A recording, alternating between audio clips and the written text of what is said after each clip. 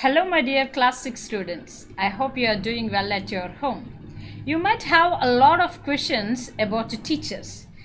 Teachers actually do ask a lot of questions to you. Just the same way, many students will have a lot of questions about their teachers, which were never actually answered because they never asked those questions.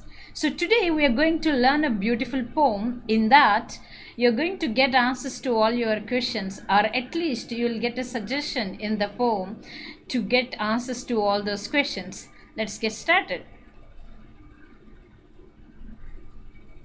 The poem is titled Where Do All the Teachers Go? This little boy had a lot of doubts. Where do all the teachers go after it is 4 in the evening? So, what do they do? Where do they live? So, he has many questions. He put all of those questions in a beautiful poem for all of us. Let's see. And he is the man who wrote this poem. His name is Peter Dickson. He is a children's poet and he is also an artist and an educationalist. He is a poet, performer, educationalist, and an artist. He grew up in London. Peter became a school teacher and eventually a senior lecturer in education. He used to guide teachers. Many teachers got benefited by his lectures. His first book was published in the year 1978 and he has written so many books and he painted fairly steadily ever since that. As I told you, he was an artist.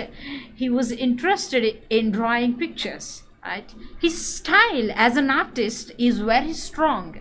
He was very bold and very imaginative with the vivid use of colors and loose brush strokes.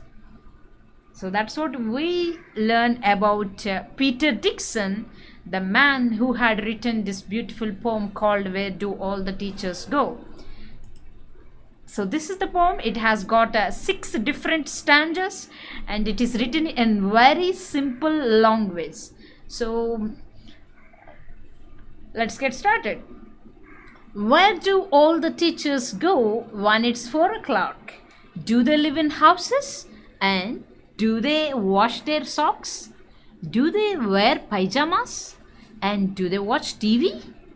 And do they pick their noses? The same as you and me? Do they live with other people? Have they mums and dads? And were they ever children? And were they ever bad? Did they ever never spell right? Did they ever make mistakes? Were they punished in the corner if they pinched the chocolate flakes? Did they ever lose their hymn books? Did they ever leave their greens? Did they scribble on the desktops? Did they wear old dirty jeans? I'll follow one back home today.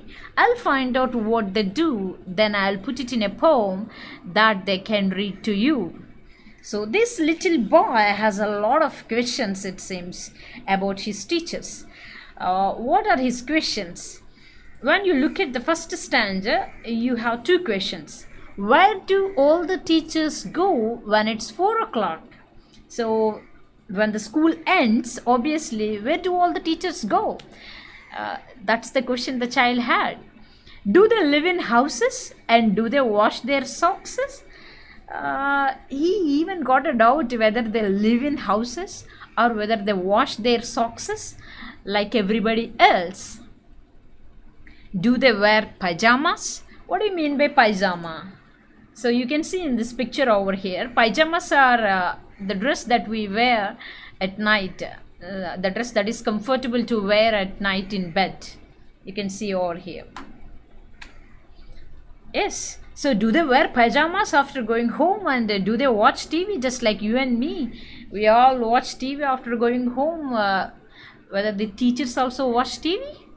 And do they pick their noses the same as you and me? This is a little funny actually because children often pick their noses. What do you mean by pick their noses? They put their finger in their nostril and they try to pick their dried mucus in the nose. So that's what children do naturally when they were very young. So he has got a doubt. Do these teachers pick their noses just same as you and me, wasting time? Then, do they live with their with other people? Have they moms and dads? Do they have mom and dad? Do they live with other people? But children all live in their families. They live with their father and mother. So that's why he has got a doubt. Do the teachers live with their parents? Do they have mom and dad? And were they ever children?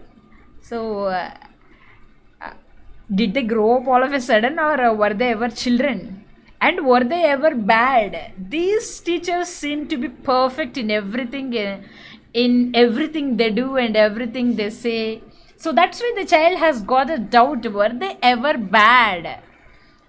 Did they ever never spell right? Did they ever make mistakes? The child even has got this doubt because the teacher always corrects the misspelled words of the kids. So obviously he has got a doubt whether the teachers make mistakes, whether they spell words wrongly. He has got that doubt. Were they punished in the corner when they pinched, if they pinched the chocolate flakes? So some children have the habit of eating chocolates in the classroom secretively. So they think that nobody is watching them and they try to eat some kind of snacks or chocolates or biscuits. They will be munching on something in the classroom, thinking that no one will notice them. But many a time they'll be catching the eye of the teacher, right? So he was asking that doubt. So whenever the teacher catches a kid eating a chocolate or munching on some biscuit or something, then the teacher punishes the boy by saying stand in the corner or sit in the corner, like that. So the child has got a doubt whether the teacher was also punished in the corner since he or she had eaten some chocolates or something like that. Did they ever lose their hymn books? So what do you mean by this hymn? You need to pronounce that as hymn. And you see this book here. Hymn book is a book that contains the words of a collection of hymns. So what is a hymn? Hymn is a religious song or poem of praise to God. So actually you can simply say devotional songs, like that, right? So hymns or religious songs, and they'll be written praising God. So did they ever lose the hymn books? Did they ever leave their greens? So generally kids do not like to eat green vegetables. You know what green vegetables are, right? These are all greens, so we call them greens, all green vegetable, green leafy vegetables, right?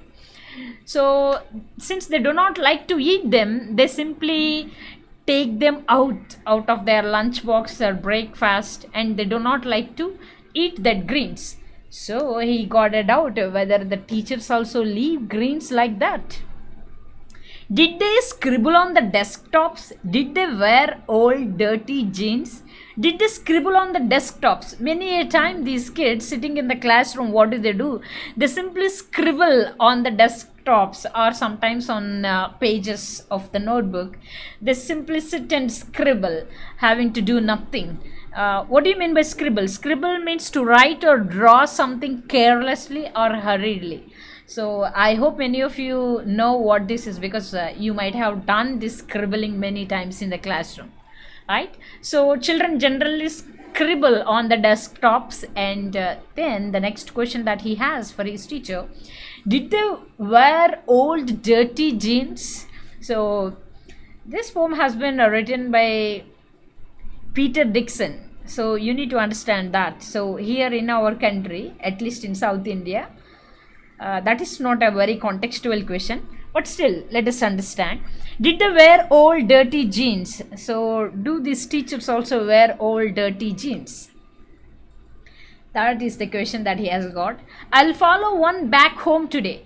The mind of this little kid has filled with these many questions that he wanted to know answers badly. So that's why he has decided to follow one of his teachers back home today.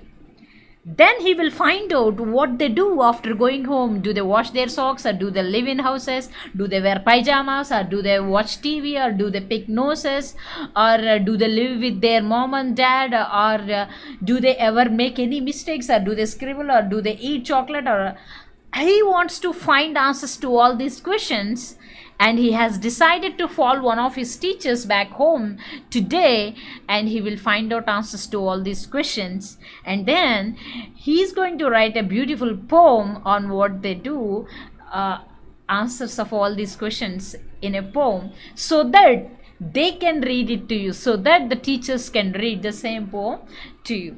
So I hope you have enjoyed listening to this poem, and this is such a nice and interesting poem, and I want all of you to recite this poem as many times as you please, and that is very important, because you will pick up the structure of the sentences subconsciously once you learn to recite this poem, especially this poem.